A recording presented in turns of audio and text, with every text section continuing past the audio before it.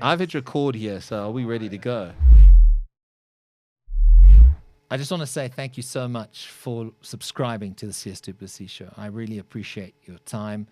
And also a big shout out to our partners at Betway who power the SdP Show. Check out betway.co.za for more information. Raymond's given us the all clear. Mark Hume, I'm a big fan. I must say, like, you've got an incredible story. I've watched you. I think you're a gamer. I think you're a killer when you're in the sport of MMA, but you're also a fantastic human being, the bit that I've got to know you now. And it's so cool having you on the show. Thanks for making the trip all the way from CIT in Pretoria. Thank you for having me. It was quite the drive. I got flipped off once. But not even my fault, really, but people are a bit tense. Think they need some training in their life. Everyone can just relax after that.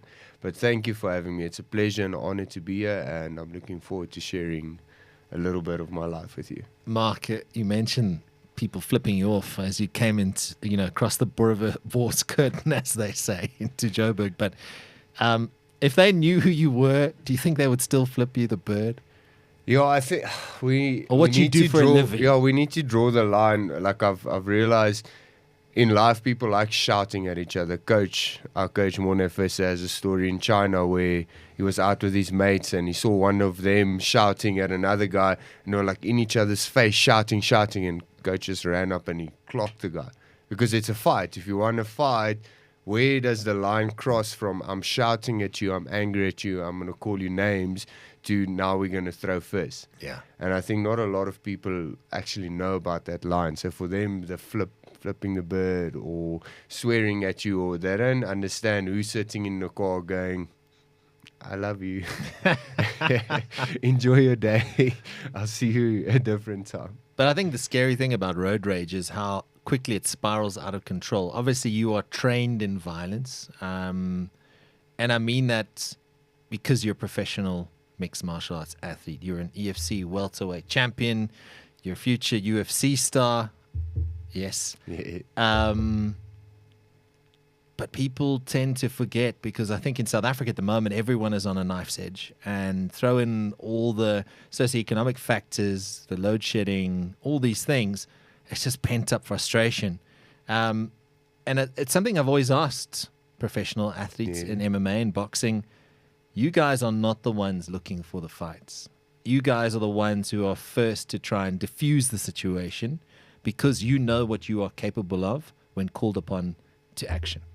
9 times out of 10, like, you don't want to get involved, because yes, we can fight, but you don't know if that guy's packing. You don't know if he's got a knife. And at the end of the day, that's always going to be a hindrance to our career. Like, you get outside, you slap someone, next thing you know, someone's talking about it on a podcast, or the news gets hold of it, which is, it's not ideal. We don't live in the Wild West anymore where you can just get out and beat someone. But in saying that, everyone has a line, everyone has that day. So me coming here, I'm in a cheerful mood. I'm excited to chat to you. I run up on this person a bit faster, like, a bit quick, and they get agitated. They may be a bit insecure about themselves, and they flip me off. But I don't read into it. I gave them the little flicker, thank you, and I moved on with my life. But sometimes you do catch a person on the wrong time or at the wrong day, and then it can get a little bit emotional, maybe a little bit physical as well. But there's ways of dealing with it without cracking someone's skull. Yeah. But in saying all the tension in the country, it is amazing for me to see the hype that we came back with after the victories with Cameron and Dricus. Everyone is messaging, hey, why is Dricky out of the fight? Well done on this, well done on that.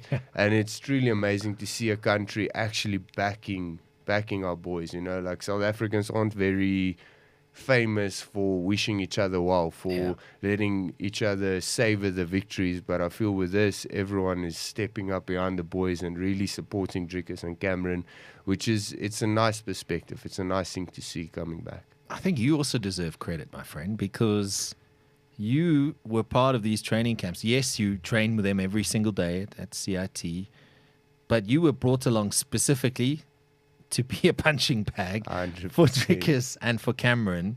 But But we'll get into the nitty-gritty of it because you've got some interesting stories.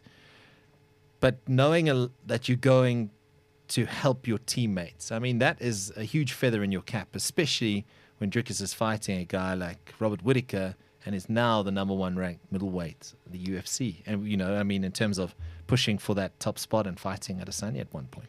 So I take pride in it, in embarking on that journey with Dricus and Cameron, because there's not many fighters that can tailor their style to suit a different fighter, which is something that I've taken upon myself for this camp. So I basically turned into Robert Whittaker. A big highlight of the trip was after the fight, he comes to me, he's like, Marky, that side thrust kick of yours, it's way better than his. It's way better.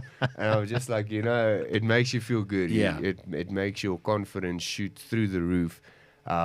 It was 3 weeks of sparring every day, half an hour with Dricus, with Cameron, and that, for me personally, built my confidence, because I'm fighting a completely different style. I'm fighting their opponent's style, and at the same time, you want to also not get beat like they get beat up. So you're learning a lot more defensively, and I believe my striking has definitely elevated after this, and my confidence with that.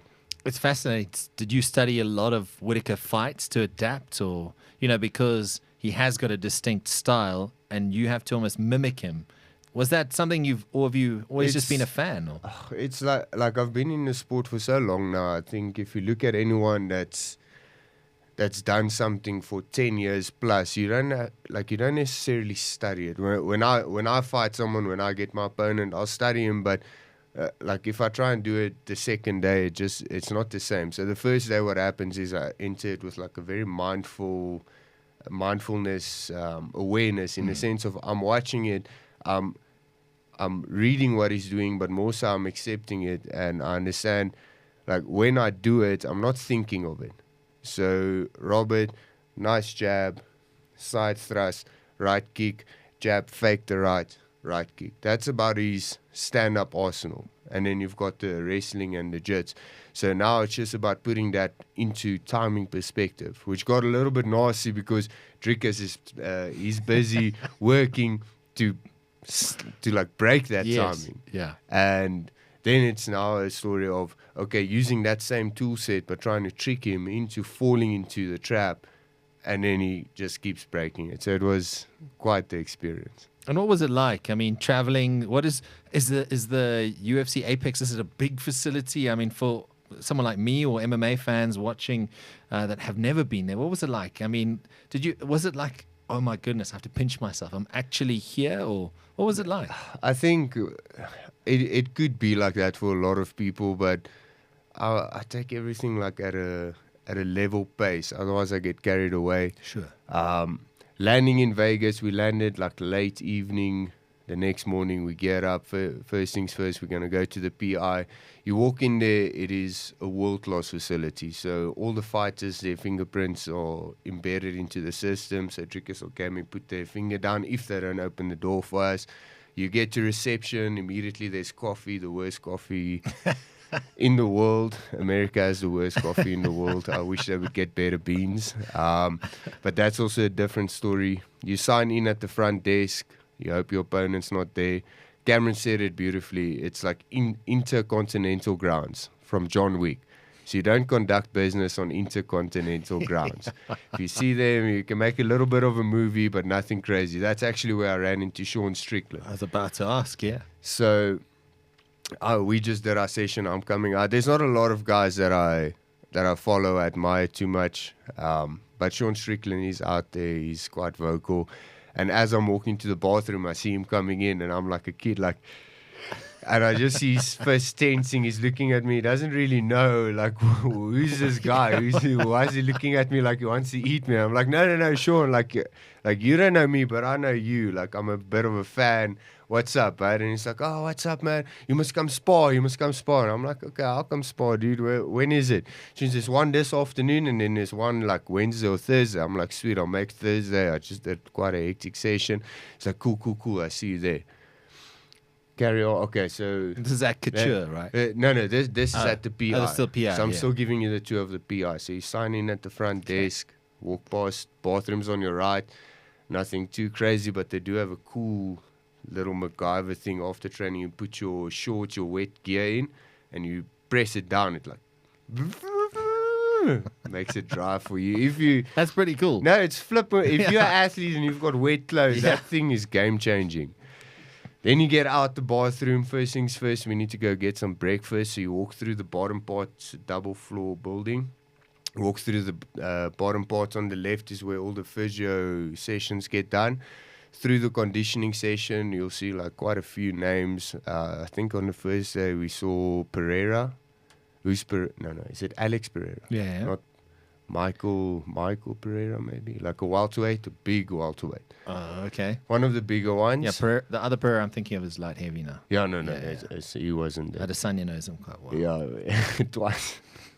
Anyway, so you go to the back is a big, almost like a high school, American high school. You go for your lunch, you order up whatever you need, whatever you want. There's like a canteen sort of thing. 100%. You load your food, we have breakfast, we go back. And how was the food? Food was decent. Better than the coffee?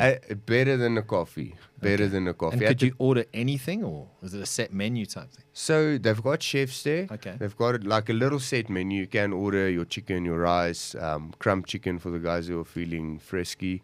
They've got little thin base pizzas there. One side no one ever touches. They've got a salad bar.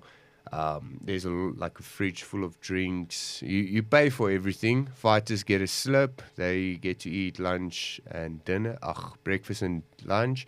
And then for the add-ons, it's like stupid cheap, like $7 for a full meal with a drink. Oh, brilliant. And in the restaurant, you're paying like $15. Yeah. Anyway, then you make your march back to the bathroom, get your gear, up the stairs to where the 2 cages are, and then quite a big matted area. Forrest Griffin is quite a household there. He's there every day grafting, taking in new, there was a basketball team training. And the first thing you notice is that no one actually trains, in my opinion. Okay. There was a guy who fought a week or two later. He was there almost every day the time we were there. But they come in, they eat the bag, they shadow a little bit with their partners, and then they go home. When me and Dricky get into the cage, the whole gym takes notice. That first punch Gets lands. rowdy. No, you guys are looking at us like we are mad. Like they don't understand what's happening in there. We know full well. We've got a plan. We know it's going down in a week or two, but the other people are looking at us like we cowboys. Yeah. They don't understand. These South Africans. 100%. So on so that happened like, let's say Monday, Tuesday, we come back to the Wednesday or Thursday, the day of sparring. But now in the meanwhile, I found out Sean Strickland is fighting this weekend. So I don't really know how the math adds up if I'm going to be able to spar him. But he invited me. I'm going regardless. I walk into him again with his buddy Chris Curtis. Yeah. Hey, what's up, buddy? We're going to spar this afternoon. He's like, no, I'm not sparring. I'm fighting. But Chris is going to spar you. So I'm like, okay, that's cool. Runs into Dricus. I'm like, hey, bud, no offense, anything I say, I don't want to, there's no beef. I'm just making a movie for the cameras. Okay. Dricus is like, okay. Yeah, we'll see about that, son. So we do our sessions at the gym. We go to Extreme Couture. We're wrapping up, gearing up. And they're quite finicky about you need all the gear. So I didn't have knee pads. Someone borrowed me some knee pads. Now I still don't know who I'm sparring. There's some pretty big dicks on the floor. Light heavyweights, middleweights, not very much welterweights. Did they know you were welter? They didn't. But everyone, it's like a weird cult vibe. So they have like these little groups of people. Like they kind of train together. The first guy, we did like a warm-up round. I went to this guy. I don't know if you remember a while ago, there was like a shortish guy fighting a tall blonde guy. He knocked him, and then he carried on beating the shit out of him. He should have gotten stopped earlier, and then eventually he gripped the ref, and he started like jiu-jitsuing the ref. So I warmed up with that guy. Then the first round, Chris Curtis calls me. So I'm like, okay, cool, game time. Let's go. So basically all he does, he's in southpaw, he walks down, he wants that left body, he comes up with a hook. So I'm meeting him with a few punches, he's landing a few of the body punches, and I'm a fairly nice guy. Like, people think I'm an asshole, but I'm a fairly nice guy. So I wasn't digging in with the punches, but I know wrestling we can go 100%. Yeah. So I take him down, I take his back, almost get the rear naked. We go up, down the first round. And as soon as that round ends, the excuses just start from Chris Curtis. I'm so tired. I don't know what's going on to you. But he's shouting it to the whole gym. So I'm like, okay, cool. You were manhandling him. I was ragdolling him, like badly so. Second round, I went with that guy that did the knockout. Yeah. Good round for us, back and forth. Then Chris came back for the third round. Hoping you were tired, I'm sure. No, that was like, I think that's where I took his soul. Like that was... Chris Curtis's soul is here in South Africa. It's in my back pockets. He can come get it anytime he wants. Shame. The second round was bad for him. Like, I really dominated him. Ricky says 10-8 round at least. Fourth round, I just went to mess around a little bit, caught my breath. And the fifth round, we finished again, more of the same. Like, honestly, when I walked away there, they told me, look, that's a middleweight, number 15 ranked in the UFC. And, you know, that imposter syndrome in my head is going, I don't believe that. I don't believe he's number, like, yes, he's number 15, but maybe he just kind of, like, rocked up there. Like, I don't know how he really got there. But it was a cool experience. Yeah. So this has been a good trip for you all over. I mean, first you got to see Dricus and Cameron both win. You got to spar. You got your name out there. I mean, Extreme Couture knows who Mark Hulme is now. Certainly. So where does this leave you in your career right now? Because you, in terms of the EFC, the welterweight champion, there's obviously a lot of noise around the UFC, and we know that you're very close to that. Can you give much away now as to what's next for you in your career? So what's next is a devastating TKO. 25th of August, UAE Warriors, signed, done, dusted. Okay. Dean Barry is going to get slept that night.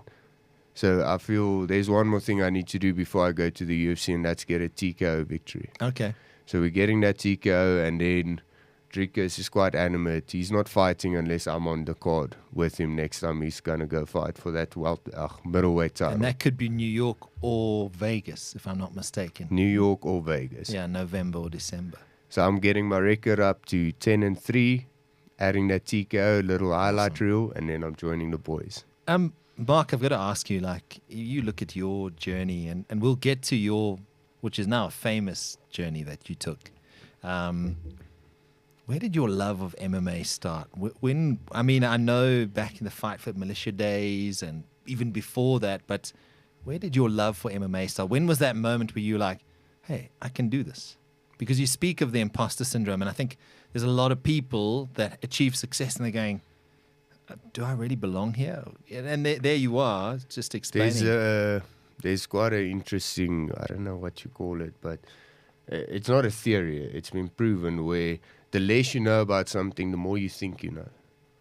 And the more you know, the less you think you know. Because you know so much, you start seeing like all the dangers involved. If we take, for instance, a photographer, you pick up a camera, you take a few shots. Oh, I'm great at this. I can do this as a living. Then someone who's been doing it for so many years understand the lighting, they understand the angle, they understand the shadows, they understand all of that work, and they become a little bit insecure because they're not certain they're going to be able to get that perfect shot every time. And through the years, I've kind of felt that happening. So my love for MMA started in a Greek hall in Pretoria. I was about 15, not knowing what I want to do with my life, just causing havoc wherever I go. And as like a last resort before sending me to a boarding school, my dad tried MMA classes. And I went for the first one, and afterwards I told my dad, that's like, this is it, Dad. Like, we can stop school, we can stop everything. This is what I want to do with my life. That moment. That literally after my first moment in class, I said, this is what I'm going to do with my life. Like, I went home, I watched some UFC, I watched a few MMA fights. This is it. Like, I don't care how, I don't know how, but this is how I'm going to do it. And from there, the journey started. When I was 18, I moved into a gym in Joburg. I slept there under a cage for like... That's crazy, man. Well, I mean, I was determined. Yeah. You know, I was young. I had nothing to lose. I'd done some odd jobs. I had like $1,000 in the bank. Did you finish school? I did. I Okay, was. so I you was got the forced matric. to, man. Yeah. I was forced to. Like, I was on my way. So you get like a final hearing in school where they basically ask you to leave before they go through the official process of taking you to court to suspend you. Yes. So I'd already had one of those, right? And then something happened. Like I think I threw a cracker like above the principal's head, like quite a big one as well. And when we were on our way to the second one, my dad and I, and in the car, like it was a very big thing for him that I finished school for some reason. I don't know, but I respect him for it. You know, it shows grit. If you can finish school, you can finish anything. And on the way there, I was quite relieved. Now I can finally pursue my MMA career full time. And on the way there, he got a bit emotional and he asked me like, "Hey, just do it for me. If you're not for yourself, if you couldn't care less, just do it for me."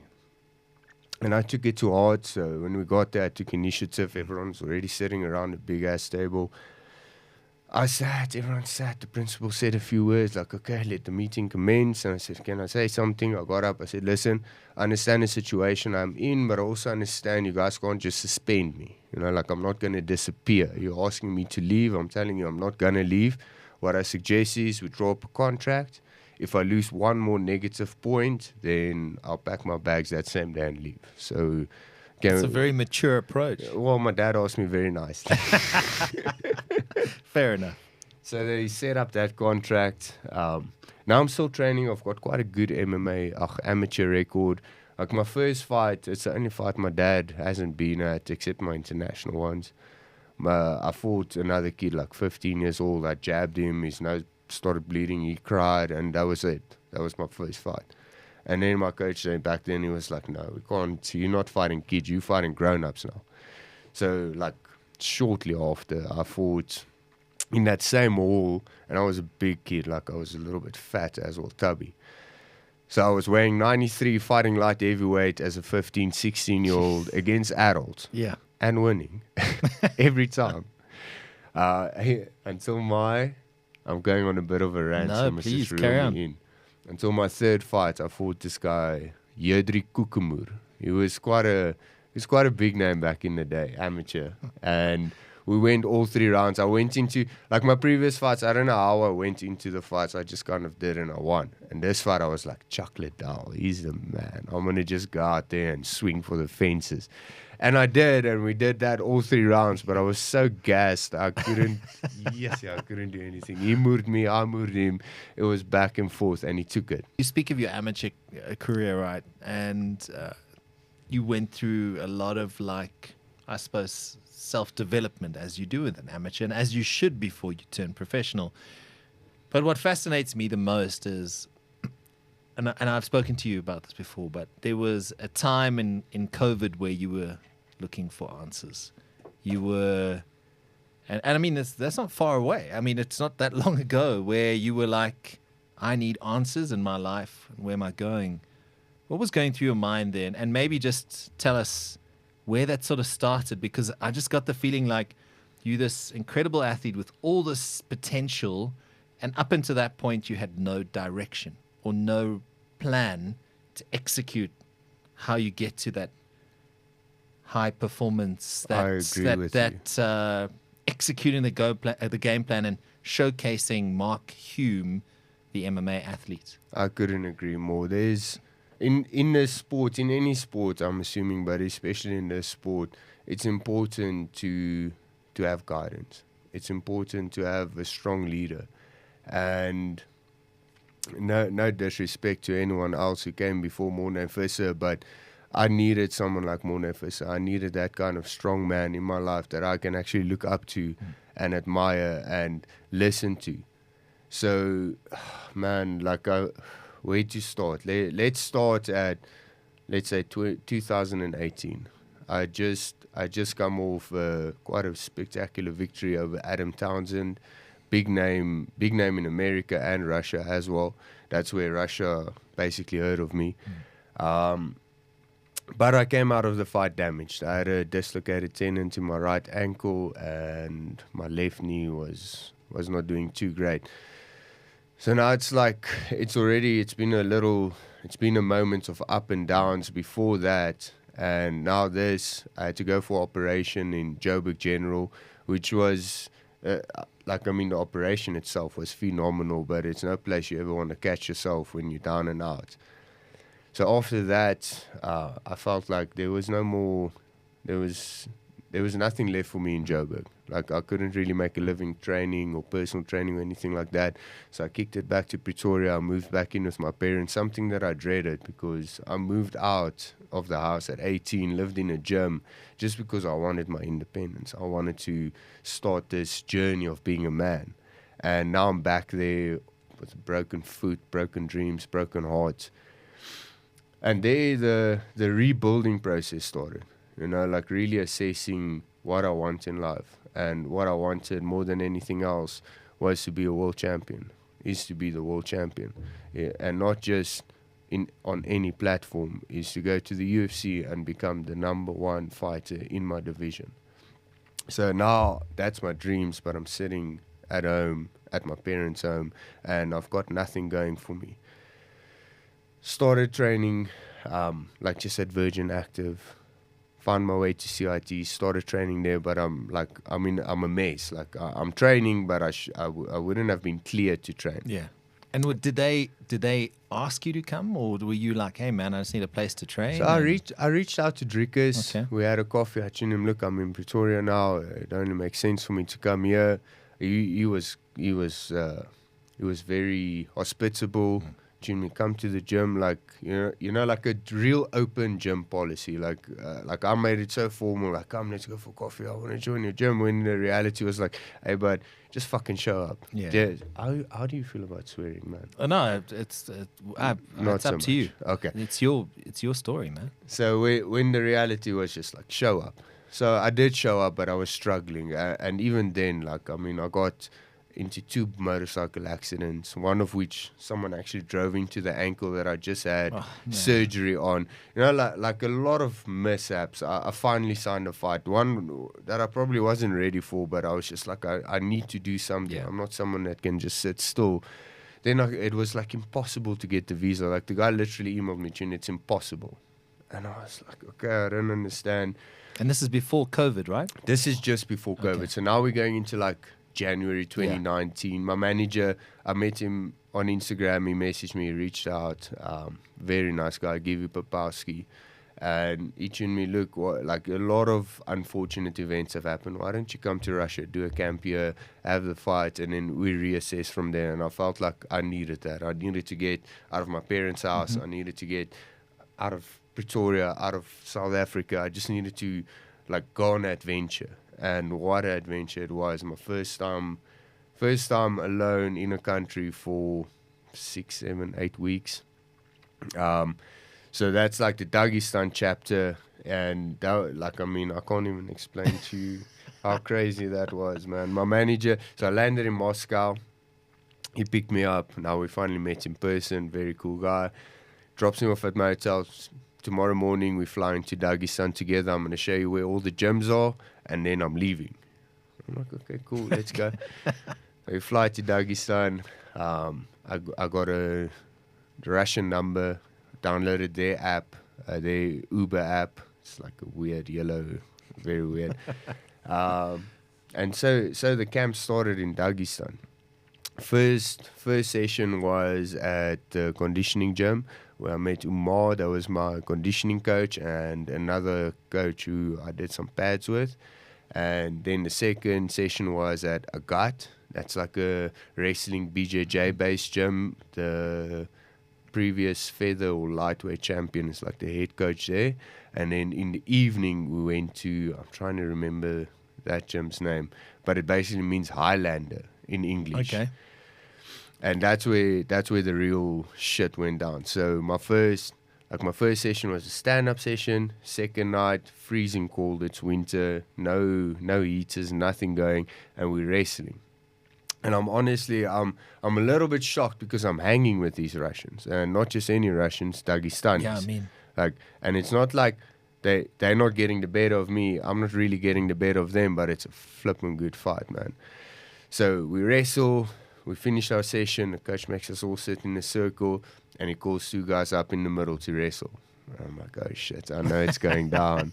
I know it's going down. He's going to call me, and there's no way I'm losing to a Dagestani in front of everyone. So eventually my turn comes, calls me in, he calls the other guy in. We square off a little bit. This guy shoots a quick double. I block him. I go for the hip throw. Lands on his hand, back to his feet. I think he shoots another double, but his posture's a bit broken, and I just sit over him. And I land in mount. And as I land in mount, he kind of like submits to me. And I look around, and I'm just like, ah! And the whole gym goes mad. It's like a scene from a movie, man. No, look, there's many more scenes like that. Yeah. I mean, just a casual one that's not involved with training. So, like, obviously I have to, first of all, I'm living with 3 roommates, of which one speaks this much English. So, finding out where's the shops. So the Green Apple is like their pick and pay. So Green Apple, you go, you buy your grains, your fruit, all of that. But I didn't trust their meat. So instead I went to one of the street butcheries. Like also trying to live like the people of the land. And I remember the first thing I see is this big like tree stump. In the middle, he's got his little freezer in the back. And like the biggest like meat cleaver you've ever seen, like this big. I wish I still had the photo. And you just take out them like whatever piece of meat, mwah, chop it for you, then he'd go and cut it there on the side. So that was my butcher. I got my meat from him. I walk home, I drop my meat off. I'm on my way to the Green Apple, and I just hear boom, boom, boom, boom, Mark. And I'm like, yo, this is so weird. No one should know my name in this terrible place. And I'm like looking around, and I check it's my butcher. And he's like, Jimmy, come here. So I ran there. I'm like, hey, what's up? He's like, get in. I get in. Now, he doesn't speak a word of English. So he's like, translate. So I get my translator. He's like typing something. He looks at me. He says, King Cal. And now King Cal is a delicacy of theirs. It's 2 ways of making it. One is like basically boerewors that they dried, and then they boil it, and you eat that with, you know, like old school dumplings you make on top of a stew. Okay. Like something like that, always with a side salad, which I had the first day. And then the second one is meat that they boil up, and that gets served with a watery pasta with your salad and all of that. So he's like, King Cal. I'm like, okay, cool, King Cal, let's go. So he drives me to his house. I don't know, like, I bought meat from him once or twice, you know. So I'm on my way to his house, he, like, translating, phoning his wife, like, tuning him, maybe, like, start cooking, we've got a guest, I don't know. On the way, he's like, cousin, he's picking up his cousin. It's a whole big deal for him. We pick up his cousin, we go to his house. Everyone there is Muslim, so it's like, it takes some getting used to understand their culture. We get there, the kids and the granny are in the living room. I never saw the wife, even though she cooked the whole meal for us. So the kids were playing. As soon as we got there, the kids left. We started watching horse racing. He was like very excited to point out that his SUV is the same one on the TV. Okay. That's his car. His wife cooked us dinner, like quite a feast. I had my first serving, I had my second serving. And then I had the last piece of bread, so he sent his daughter to go buy some more bread. It came back. Now I had to have some more bread. I was already full by then. Then came the biscuits and the tea and the fermented fruit. And like eventually I was so duck from eating all that food. I just wanted to go home. Yeah. And then he's like, okay, like, let's go. I'm like, cool, let's go. We're going home. And then the cousin comes to me. He's like, horsey. And I'm like, what is this like saying, horsey? So he translates for me. Now we're going to their horses. Can I ride a horse?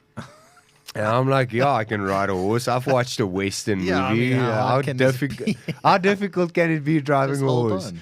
Exactly. And I mean, like in the back of my head, I've got the comfort, like horses are expensive. It's like, you know, like it's more wealthy sport Sure. rather than anything else.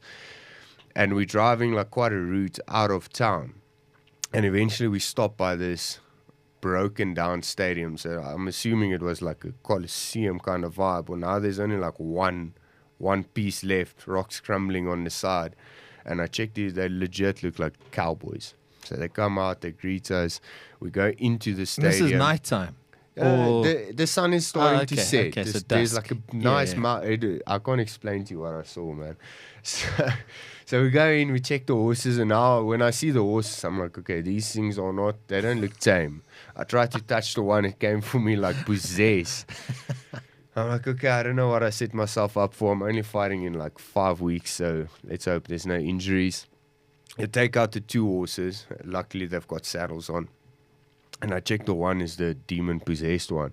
And the cousin goes straight for the other one. So now I have to face this demon. So I walk up to it easily enough. I get up. I remember someone told me, you don't put your foot all the way in. You just put the tip so that if you fall, it can't drag you. So at least I had that. I'm like on the horse, and I'm like, okay, let's go. And I whip it, and I like try to kick it in the leash. It doesn't want to move, and eventually it starts like just walking like slowly. I'm fighting it all the time so it doesn't eat with me on its back. I think that's a bad habit. I don't know anything about horses. And so the mountain is like over there, and you've got the guy that brought me my butcher is like running his horse in a circle, like very majestically. The sun is setting. It's beautiful. And now my horse thinks it's a good idea to go interfere with his horse. So as we're getting closer, I'm like trying to steer it away, but this thing just does what it wants. And eventually it gets too close, so that horse starts, I don't know, hissing or whatever. Yeah. And my horse starts doing the same in like true MMA fashion. I just dive for the neck, like rear naked choke vibe, but it is a thick fella. And as I grab the neck, it's still going up. And when it went down, I just slid off, gripped it by the mouth, yanked it closer, swapped hands. And I waited for someone to come and fetch the horse, man. I was not risking my life a second time. Wow, that's amazing. Let's go fast forward a little bit to COVID when. So COVID started while I was there. Yeah. So shortly after I got bronchitis, my manager sent me to the hospital. They deal with it a lot differently than us. It booked me into the hospital for a week. So it's like Corona is on the surface already. Yeah. So they actually thought I had it, to be honest. They put me in an isolated room first, did all the tests and stuff. A week later, like a life-changing week later, I get out and my manager phones me, and now it's like 2 or 3 weeks to the fight. And he's like, bud, we need to get you out of here. And I'm like, I'm perfectly happy where I am. Yeah. Like, I don't mind staying here. He's like, no, you don't understand. I've got my butcher and my horses. Yeah, no, I was set up properly. So he's like, no, you don't understand. They're closing Moscow, so no one in, no one out, and that's happening on Monday. So we have to get you out this weekend. So I'm like, oh, if there's no way that I can stay, then get me the hell out of here. Yeah. So he books my ticket. I believe I was on one of the last flights out of the country. On the way back home, and I'm like, yes, dude, this fight was gonna change my life. Yeah, right. Like it was gonna put me back into that. Like, I was on a winning streak, but just like in the winning column of life in general. Yeah. And I needed that. But now, instead, I'm coming home. I don't have a place to stay. Like, I don't really want to go back to my dad. So I've got my mom left. So I phoned my mom. I'm like, hey, can I come crash there? Like, who knows what's happening with this corona thing? I landed the week that they started the lockdown. Yeah. So the first 4 weeks was at my mom. Now, like, I mean... it's a long story, and you have to understand everything to understand why I eventually got there. So first 4 weeks at my mom, and you can only really stay that long at your mom, right? So I mean, we love our moms. No, I love her. I love her to bits, but yes, I've met her. She's a lovely lady. No, she's the best. I love you, mom, but you can be too much. No, so after that lovely 4 weeks with my mother, like...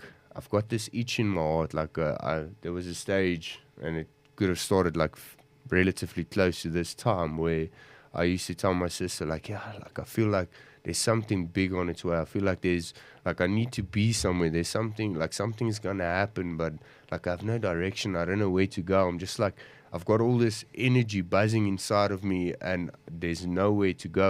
I don't know which direction, and that was brewing up, like everyone went through a lot of shit during that time.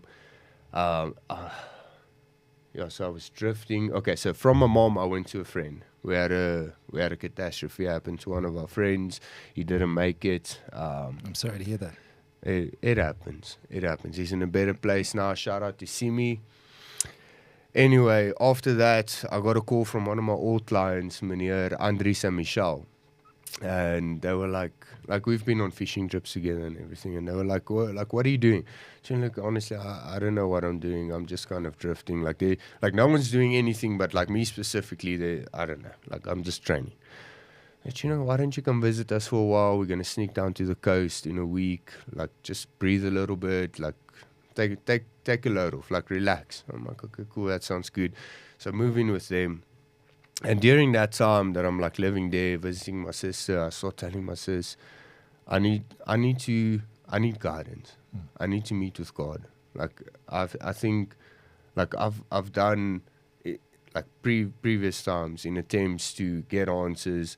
I went to the church. I isolated myself for 7 days. I fasted. I didn't eat anything. I just drank water. I want answers. I didn't get answers.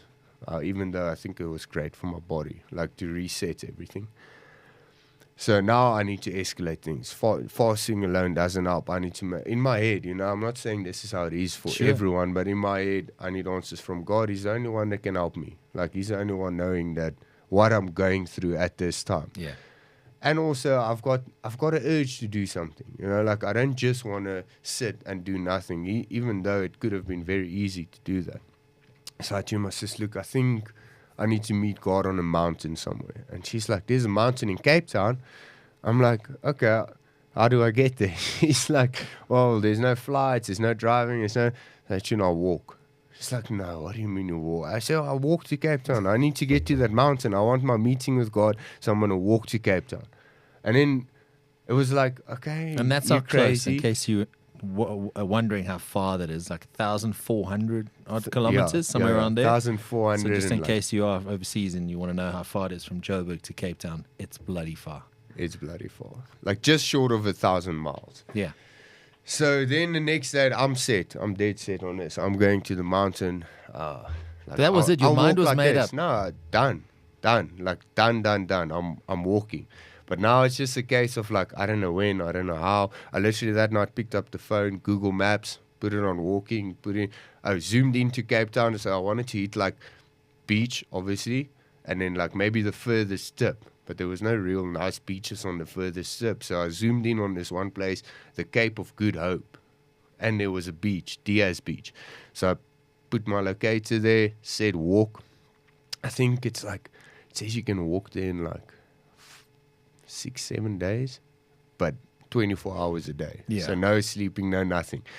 Anyway, so I've got that set out now. So I see like a friend's mom, no, how's it going? Like I'm planning on walking to Cape Town. Like, what do you think? She's like, I think I've got a bag for you. Here you go. So Wow. she gives me like a bag and a what do you call the sleeping bag? Sleeping Yeah, bag. yeah. She gives me a bag and a sleeping bag. So I'm like, cool, I have a bag and a sleeping bag. Then I phone up my friend. I'm like, hey, what are you, like, I'm thinking of walking to Cape Town. She's like, no, you're crazy. You're going to die. Don't do that. Like, why would you do that? I'm like, okay, relax. Then I go to another friend, Chris Boshoff. Man, like, you know me. You've been a part of my life for a while. I'm going to walk to Cape Town, man. I need this. He's like, that's so cool, man.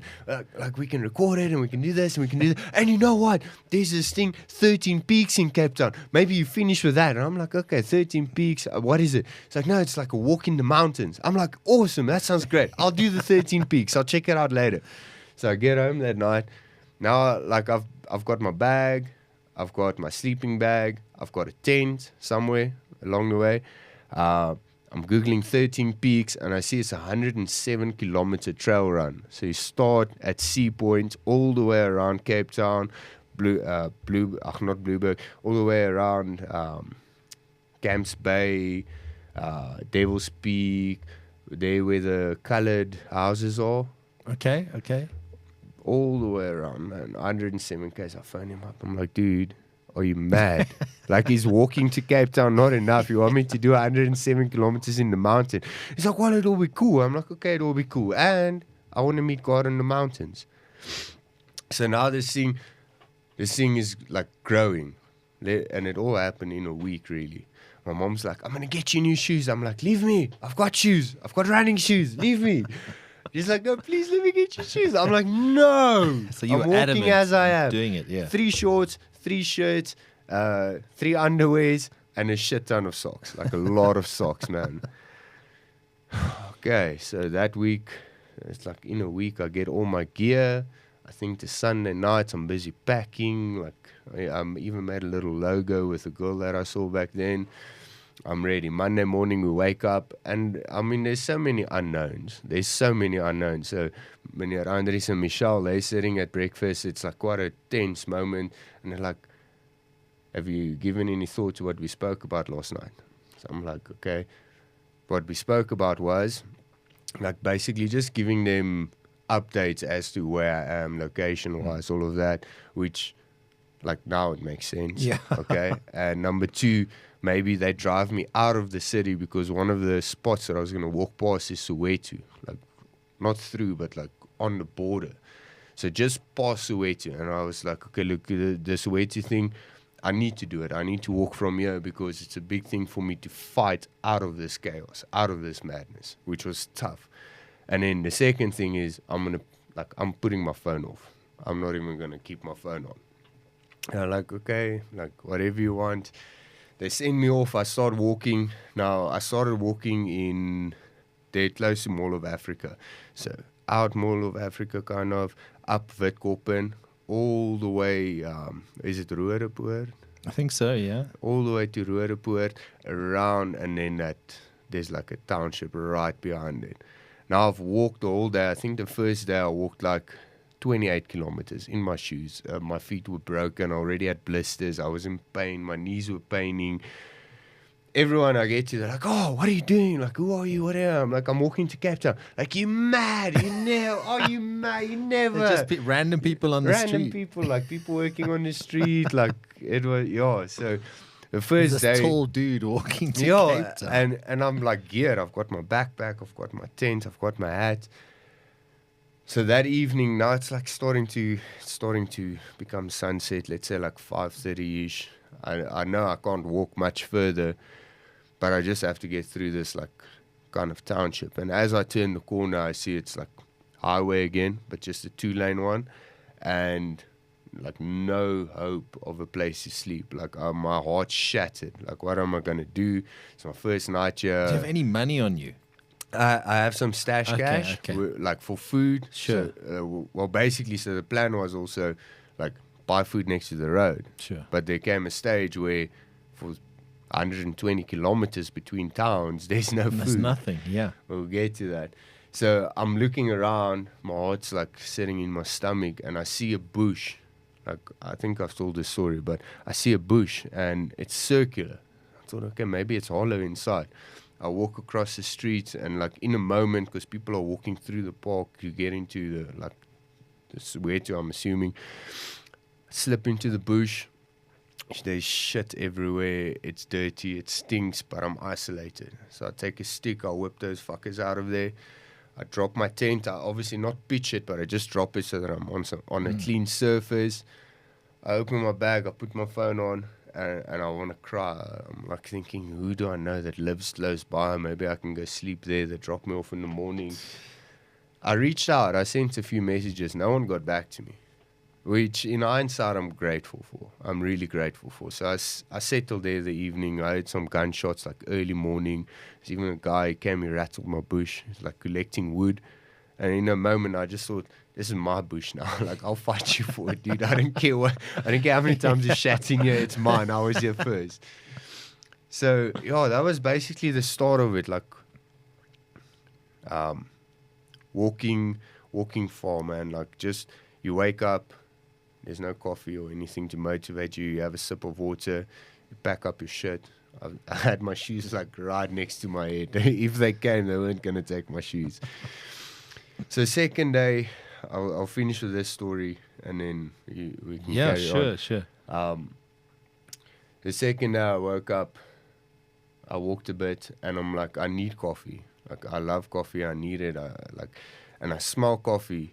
But it, like, bear in mind where we are, and I check it's like down the road. So I turn the corner, I walk down the road, and this old bully opens the window of his taxi, and he's like, "Hey, do you know where you are?"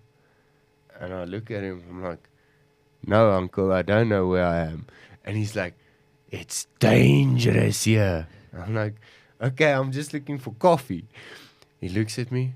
He's like, you see that blue building? I say, yeah.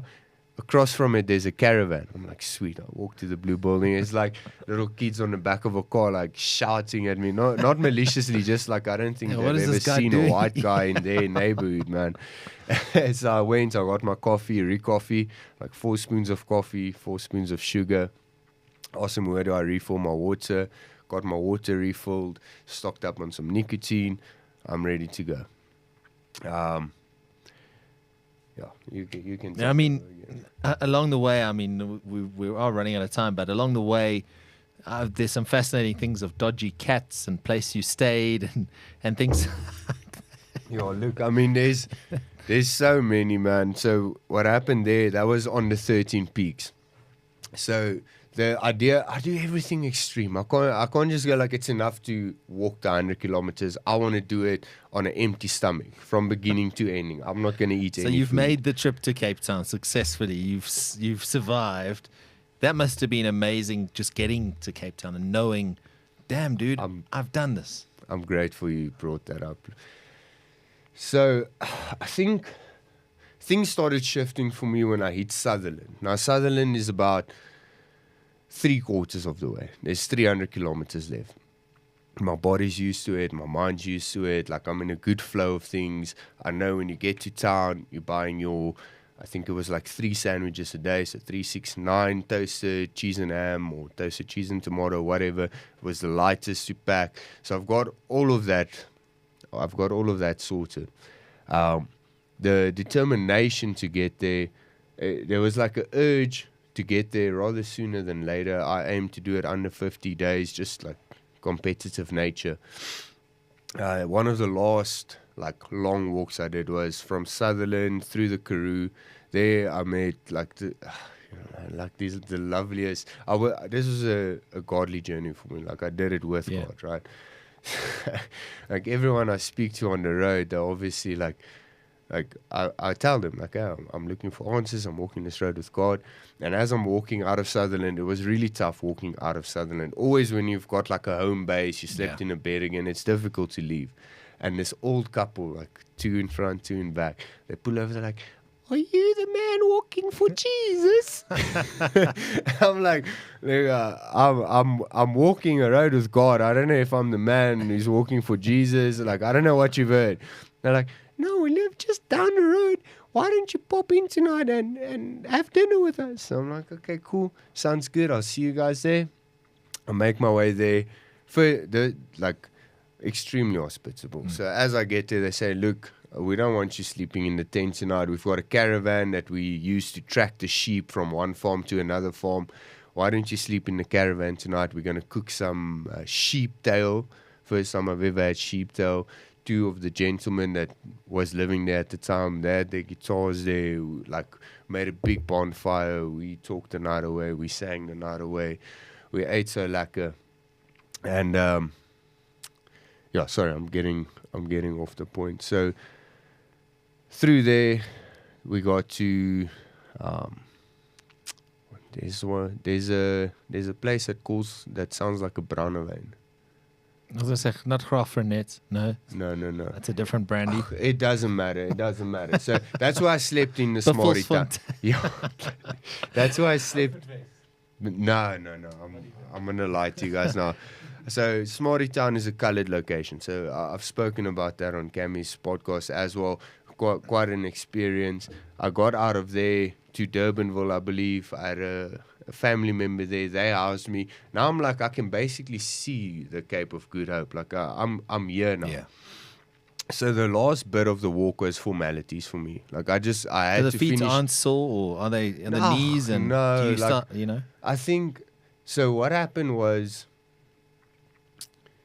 up until Sutherland, I basically averaged, like, roughly, when I got into my stride, 40 to 45 Ks a day. That's good going, yeah?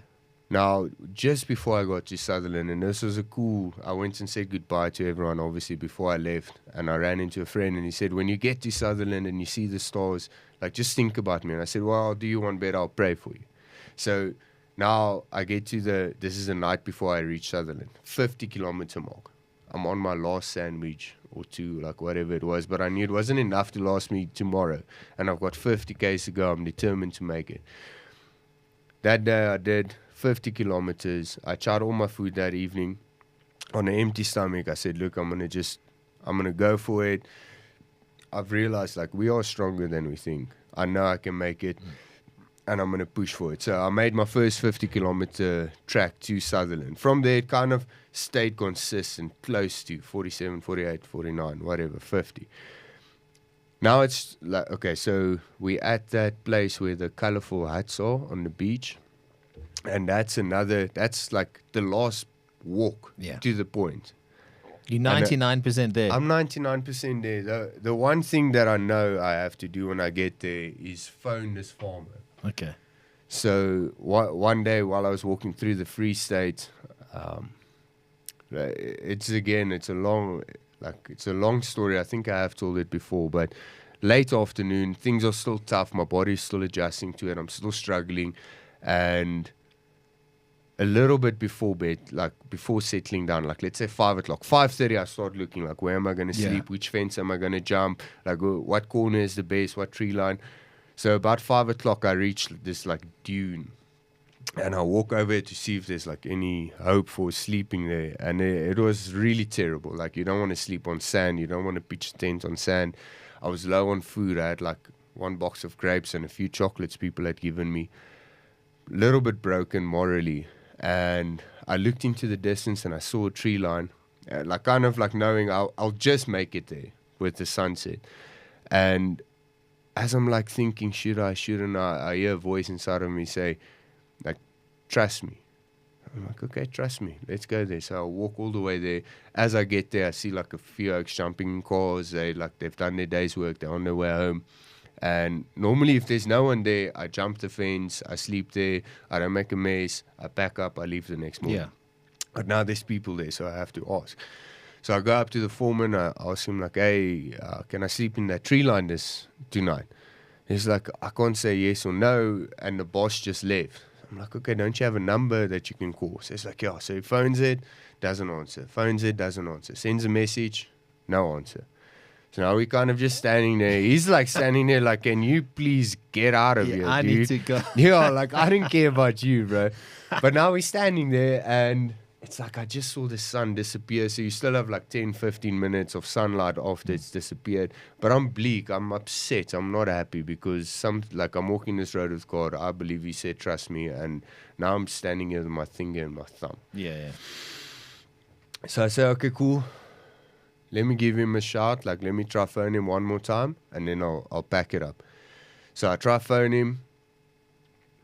He doesn't answer. I hang up. I'm like, this is it. The guy even looks at me like, Yeah, okay. you said, like, you Yeah, know, like yeah. this was the last try. And as I'm busy walking, he phones. And he's like, Leo, like, what's your story? I said, look, I just want to sleep in your tree line this evening. I'm walking the road with God. I'm on my way to Cape Town. He's like, okay, but isn't it going to be cold? Isn't it this? I said, look, like, honestly, if you just say yes, everything is perfect. Yeah. He's like, okay, cool. So I end up walking down there. And I'm almost there, but I'm pissed off. I'm kicking rocks. I'm like, now it's dark. I have to pitch my tent in the dark. The trees aren't even that cool. Like, they're dry. They look like thorny trees. Yeah. And as I'm approaching the place where I'm going to pitch my tent, a car pulls up. And the farmer phones me again. He's like, listen, I phoned my boys. I told them they must take you to the farmhouse on top. They're going to give you the keys. You can sleep there tonight. And then we're going to come and, then I'll come in the morning and have a coffee with you. So I'm like overwhelmed with joy. I haven't slept in a bed in a few days. Like, the voice did say, trust me, now I'm sleeping in a bed tonight. So they take me up there. They're like, lovely evening. I eat my grapes and my chocolate. There was no food in the house. Next morning, the farmer comes. We have a chat. And one of the things he told me a story. How he had to go into a taxi rank and take a taxi to get to a meeting or whatever. And like, it actually wasn't that bad. And he asked me to make him a promise that when I get to DS Beach, I'll phone him and I must tell him if there's hope for this country. And I said, look, I've been walking now 2 weeks, maybe 3 weeks, And from what I've experienced, like, there's hope. People are good. I've had nothing but like positive reinforcement from people. I've had nothing but helpful hands from people. So in my opinion, after 2 weeks, I say there's hope. But I promise you, I will phone you. So with that said, my last day, it was a long walk, man. It was really a long walk because, again, it's like starting the journey is exciting. It's very exciting. There's so much that lays ahead, but now finishing it again without certainty, knowing what's coming next, that started to creep up on me again, knowing I don't know what's next. So I got to the beach, I phoned him. I said, look, like, I'm here, I've made it. The last few days, he says, okay, let me tell you this first. So the last few days, it was just like I was in full stride. I was hitting 50 Ks for like 6 days in a row until the 7th day I rested. He told me, it's like, look, don't think funny of me, but I started thinking you were cheating along the way because you were making like too quick a progress. I was like, well, that would defy it would defy the purpose. He's like, no, I believe you. Anyway, so I finished there in the beach. I wanted to do like a little naked swim in the ocean, but this couple came and ruined it for me. After that, I packed up, I went back, and this was like quite a knock on the soul. So now I had to walk all the way back to where I came from that morning, right? And I'm walking, and I'm like thinking, hey, I can drive in cars again. So like I'm trying to hitchhike, but people look at you funny when you put the thumb out. Understandably so, like not judging it anyone, understandably so. But I got home that evening, or when I say home, a backpackers, and I felt like I'm empty. You know, like I haven't gotten any answers, but I know the mountains are laying ahead of me. I know there's 13 peaks. Now, as I've walked, that's kind of grown a bit. So each peak became a pillar where I was going to pray for something. So a lot of it was thanks to people helping me. A lot. I think we've got 9. How many? So start date ons Gauteng. Provinces. Yeah, yes. 9 provinces. Yeah. How many? 9. Yeah. So I prayed for the 9 provinces. I thanked like all the people who helped me on the way there. 2 more thank yous or whatever. And then the 13th peak, that was my peak to now ask God for my favor. So that started out, like I said, like I'm going to do this on an empty stomach, 100 Ks. I can easily do it in 24 hours. So you start on top of Signal Hill. Then you walk down to Lion's Head. Quick, like, I mean, if you've ever done Lion's Head, it's a fun, quick up and down. You do it in the morning, then you're done. So I hit Lion's Head up and down, and I'm thinking, like, I was sold something so much worse. Like, what are these people carrying on about? Now I see the next one, the next peak is like, I'm going to just make up a name, but like Makkelneek or something. Sure.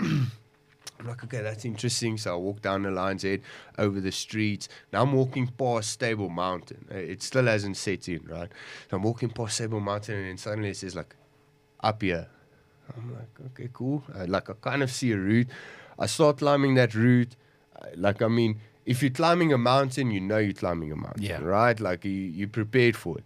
Like, I'm going to this weird Makkelneek peak. I'm not climbing to the top of Tafelberg, right? So eventually I get to the top of Table Mountain. I'm looking like, this looks awfully familiar. I've been here before. I'm sure I just climbed out Table Mountain. Then you circle all the way around. So Table Mountain is like a little back valley area with a dam and everything. Circle down there. Then you've got like Klapperkop or something like that. A few more heads over there. Then eventually in the evening you make your way down. Now, as I'm making my way down, it's already dark. So I've got my headlights on. The next peak is Little Lion's Head. Little. So I go down, my GPS. It's like you're following a GPX, right? So GPX is basically someone went and did a route with their GPS on a map, and you're following their footsteps. Okay. It's like you get to a point and it goes up and down. Where they're like looking for. So I go up, I go down, I could probably jump over here, walk up the street, and it's just like bush, like thick bush. You can't really go through, and it's like goes up, and then in. So I walk, and where it says to turn in, there's like a little cut out hole Okay. in the wall, I'm assuming. So I go through there. I'm walking through the water pipes. It's like I'm feeling like I shouldn't be here, but it's on the map, so let's go with it. Eventually, I find myself to the bottom of Klein Leeuwkop. Now I look up. It's not a big peak at all. I'm plotting. Okay, cool. I'll run up here quickly, and then I'll make my move out. But now I've noticed there's fences around us, like quite high fences. So I walk up a little bit, and next thing I see, these two glaring eyes looking at me because I've got the spotlight on my head. And this thing is like crouched, like looking at me like it's stalking me. So in a very manly voice, I start tuning it like, hey, footsack here. I'm like eyeballing a clip, eventually it disappears. So now I'm like, I don't know what that was. I'm feeling like it was a cat. But the way it looked at me, it was like it was hungry. Could have been something bigger. Could have been something bigger. So I make my journey about 3/4 of the way up with my rucksack. And that thing, at that time, it probably weighed 15 to 20 Ks. So it's not a lacquer thing to carry around. So I'm thinking, okay, cool. I'm right here. I've already drifted off the path. Like I couldn't find the path the GPS wanted me to take. So I'm just kind of making my way up. Let me put my bag with my phone and the GPS on this rock. I'll get it when I come down. So I bolt up there. I say my prayer as quick as I can. And now on the way down, I'm like, where did I put my bag? Oh, jeepers. My heart is like, why would I do that? Like, I don't even know why I would do that. Because I told myself, like, how are you certain you're going to get back? So eventually I find it. Now it's like, it took way longer than I thought it was going to go up and down there. It's like 9 o'clock in the evening. I'm pulling a lot of amps. I haven't eaten the whole day. So I'm like, okay, cool. I'm going to camp here because I don't see a way out, to be honest. I'm going to camp here for the evening, and then tomorrow morning I'll address the fact. I just hope I don't get eaten by anything funny. So I sleep there the night under the stars. I wake up the next morning. I walk to the gate. There's a button. I press the button, and someone opens the gate for me. I'm like, okay, cool. So I head out there. We go around. I think the one I was talking, Makkelneek, is actually Constantia. Okay. So anyway, now we go around, all the way around. Like, it's starting to become heavy. Day 2, like, eventually I got food. I couldn't do it without food. I was devastated because of that, but I had to get food. And by the end of day 3, I'd made my way. So Signal Hill is where Cape Town, like Long Street kind of vibes are. Now, the evening of day 3, I made my way all the way back to where those colourful huts are on the Strand. Do you know what the place is called? Muizenberg. Right, so I've already kind of walked halfway to Muizenberg. I'm broken. My knee's giving me shit. Mentally, I'm fatigued. I'm broken. Like, I don't know. Like, I have to just finish, right? So as I get back, I see it's like a storm brewing. There's an information hut. No one is there, so I try the door. It opens up. Like, blessed moment for me. I walk in. I set myself up for the evening. I'm going to sleep there. Next morning, I'll reassess. But my phone's going to die. My phone's going to die. That's my GPS. And my knee is starting to swell pretty severely. So I sleep the evening. I wake up early before anyone comes. I walk outside. Now I'm understanding the gravity of the situation. I can't finish it without my phone. All the peaks are covered in clouds. And my knees bust, like pretty shot. Like, to bend it hurts. So I take out my Bible to draw some inspiration, and I'm so tired. I can't even read. I can't fathom the strength to read. So I'm just sitting there with it like against my head, thinking to myself. And the thought is like, okay, you've quit, right? So I've quit. I'm done. I'm done walking. But what does that mean? You know, because there's no one I can call to come fetch me. And you've already made it from Joburg to Cape Town. 100%. That's in the bag. Look, at that stage, it wasn't like I can carry on, but I want to quit. It was more like my knee is bust, man. My phone is going to die. Like, let's not say I quit. Let's say I'm done. Right? And I sit there, and this thought of, like, but what does that mean? You're not done because there's nowhere to go. The only way is forward, right? But first, I had to go a few steps back. So I knew that area because when I finished my walk, instead of like a normal human being Ubering to like my friend's house or wherever I stayed, I walked across the mountains to kind of get a feel for it. So I knew there was a place at the bottom of that, it's like quite a heavy steep down, called Noordhoek. And there's a nice little market. I can stop there, I can get a chow, I can get a coffee, I can charge my phone, most importantly. So I make the trip there, I walk there, busney and all, get my coffee, get my food, charge my phone, and I'm like phoning a few people for inspiration, you know. But I learned early, like one of the biggest things I learned was when I left Kimberley. I'm going to come back now. I left Kimberley and I was in distress. So that was like the beginning of week 4. And I was in distress because I knew how long I still had to go. I knew my body was taking knocks. So the knee was kind of like a constant thing. But most of all is the mental fatigue. Yeah. And the biggest thing that caught me was, again, leaving the comfort of a city for the unknown. Yeah. And out of Kimberley, they've got, like, you can't call those things hills. It's like, it's catastrophic, to be honest with you. So those hills were also digging into me, and I stopped somewhere, and I was broken. I was really broken, a little bit teary, and I tried to phone 2 people. I'm not going to, like... No, you don't need to. You know, it's not their fault. You don't always have to answer the phone. But it was an important lesson for me because I was so broken and I was looking for outside inspiration. And when those calls didn't go through, I put my phone off and I was like, I need to deal with this alone. Yeah. You know, like I accepted that fact. Like no one's coming for you. There's no alternative. Like this is it. You are doing it. Yeah. So I gather my stuff there. I Uber back to the point where I left. Like I thought it was only fair, not wasting energy on the way back there. So I get there and I look at the mountains, the clouds are cleared up, and I tell myself, I'm finishing this thing today. Like I don't care what I have to do, like I'm finishing it today. So I basically run up the first mountain. When I get to the peak, my knee sorts it out. Done. No more pain. I'll go down that like second last peak or whatever it was. I peak another one. I go down that one. Now it's starting to get late. The peaks are like quite a distance apart from each other at this point. And I'm making my way towards the last peak, the 13th peak. That's where I'm going to pray for myself now. And that's called Devil's Peak. Yeah. So it was like this battle, like unconscious battle. And I get to I'm already on the mountain, but like the bottom of Devil's Peak. It says 1,001 meters to the top. The sun is again like on the horizon, like just disappeared. And I'm just like, I'm motivated. I'm finishing this thing tonight. I can taste it. I can feel it. I can see it. So it's in front of you. It's in front of me. So I take my bag off again. You haven't learned this lesson, have you?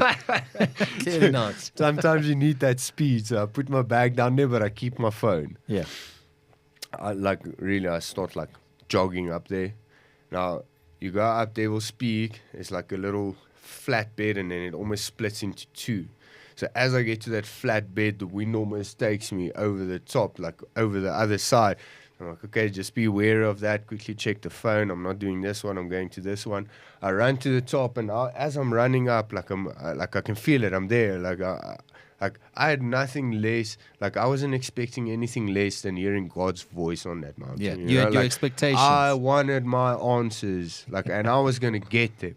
And I'm like starting to think, like, if I have any questions, like, what am I gonna pray? And I'm like running up there. And the closer I got, from the moment I could see it, there's like, if I remember correctly, they have these poles, that kind of like cemented poles to show you, like, this is the peak.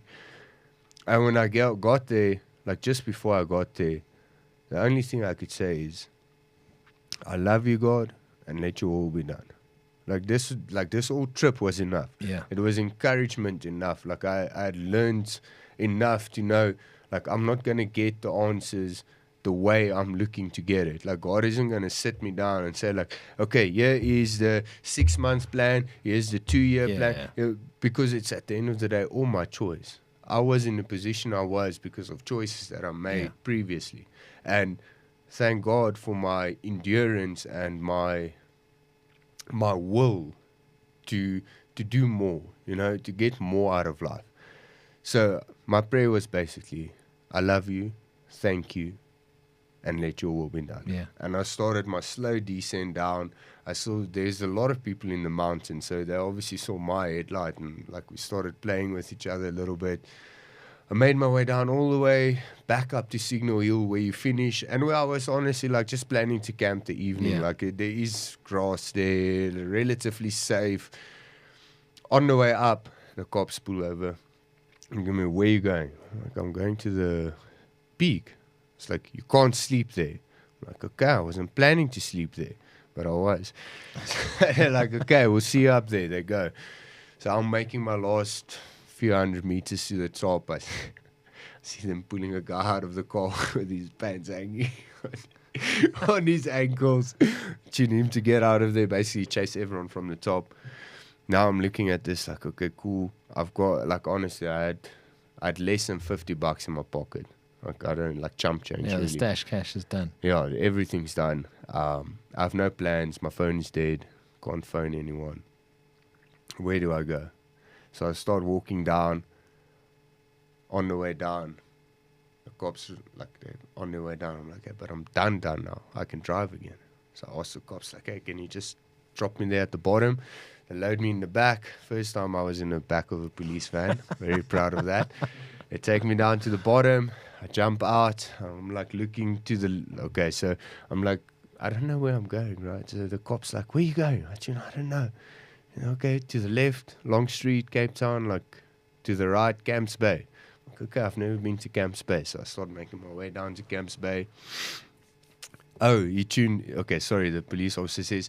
Left Cape Town, right Camps Bay. If you go to Camps Bay, there's a police station. Ask them if they can house you for the night. Ask them if you can sleep there for the night. And I've heard this like quite a few times on the road. Like the police will house you if you go ask very nicely.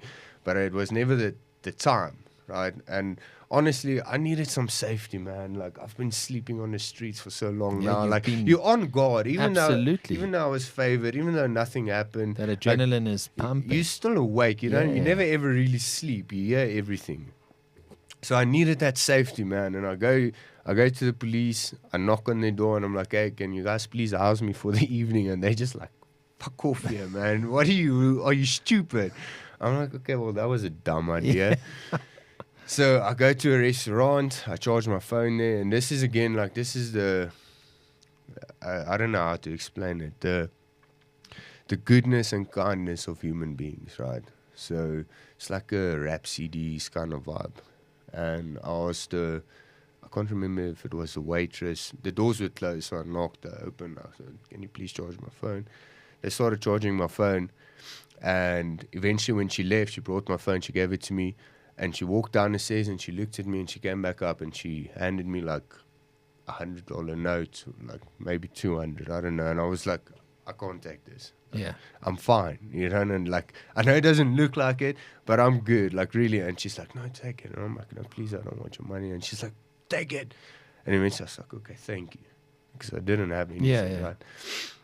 So then I marched back to the police station. I checked the door. I turned around, I checked, okay, there's some bushes over there. Well, I slept in the bushes again. I woke up that morning, people jogging past me, everyone like, carry on with their life. Put my backpack on, and then slowly started the descent back into the real world. And you would, that was the physical part of the journey done, right? That was the physical part of the journey done. On day 2, a fact that I conveniently left out, I got a message from my manager in Russia. Said, we have a fight for you in 8 weeks. Like, we can get you out of the country. Do you want it?